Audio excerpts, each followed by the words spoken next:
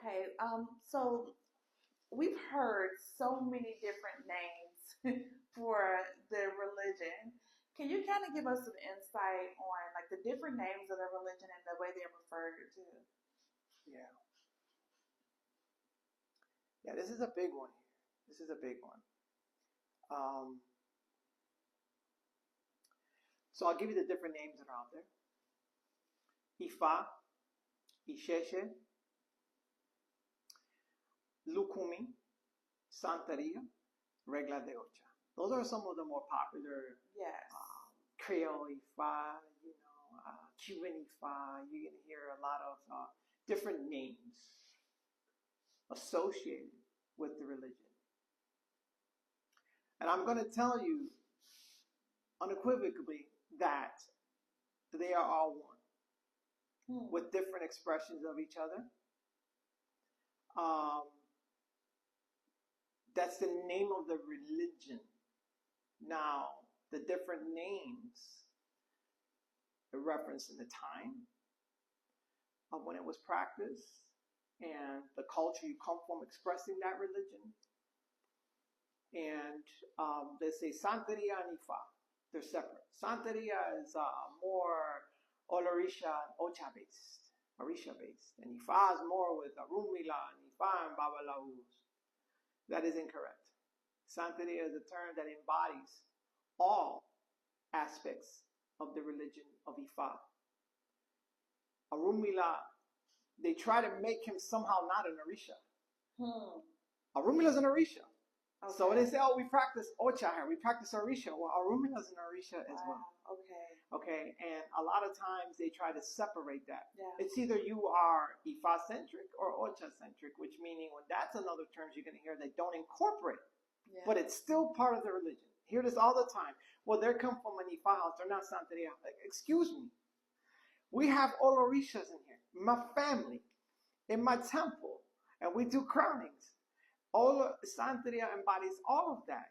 Lukumi embodies all of that. Lukumi, Santeria, for those who don't know, most have done some basic kind of research, but for those brand new into this and hear the word Santeria, that is the original term, in my opinion, that was out there along with Regla de Ocha, the rules of the Orisha, that coming out and started out of Cuba and started in the diaspora, and it was only understood to be Santeria. Santeria just means the way of the saints in Spanish.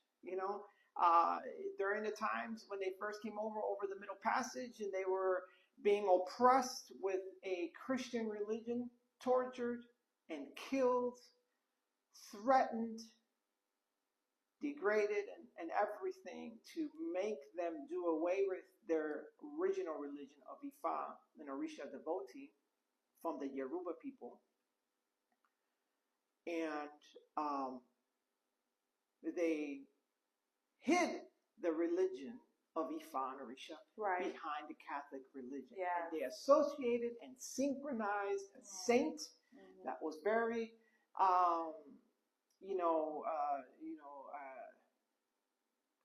very close in attributes or representations to the Orishas.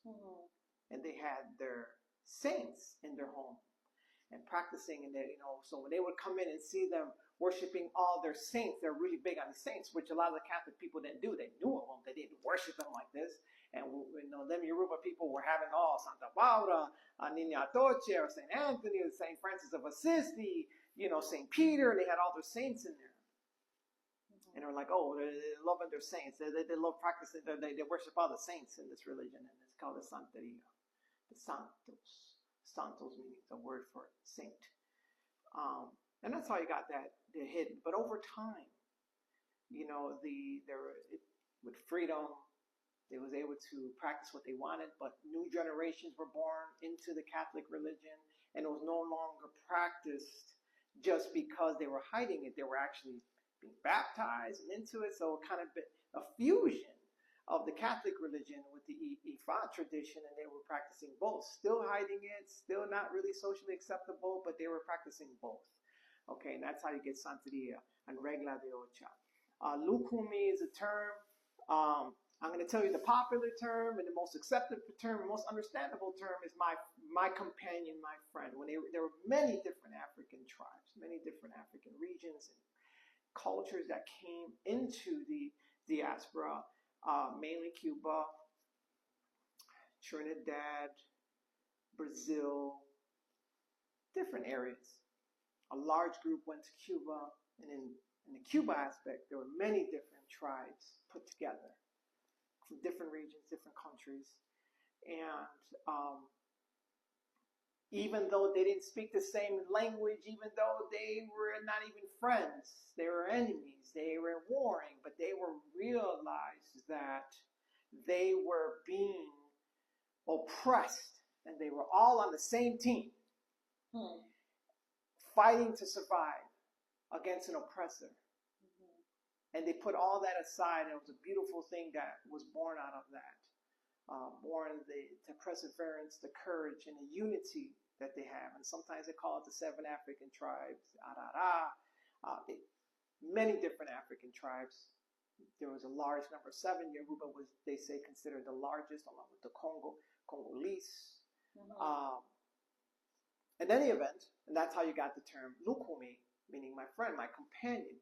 But honestly, if you start researching and understanding the word Lukumi means to be whipped, whipping me, you're beating me.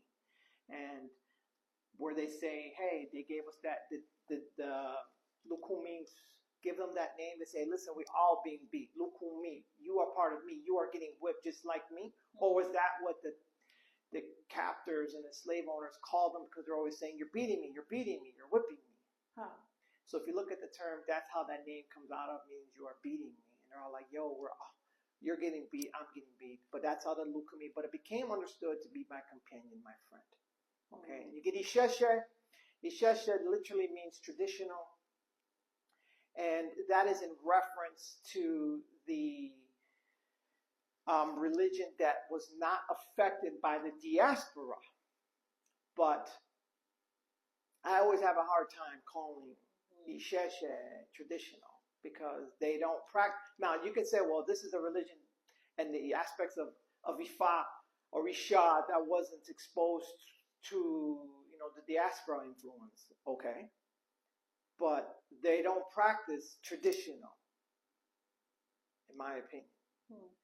Because they also are influenced by their change. They had a lot of Christian influence, a lot of Muslim influence, a lot of political influence, a lot of cultural influence, making them feel like, that religion was barbaric and old. You need to convert, be more sophisticated and looked down upon. And a lot of traditions and cultures of their certain secrets of the religion was lost.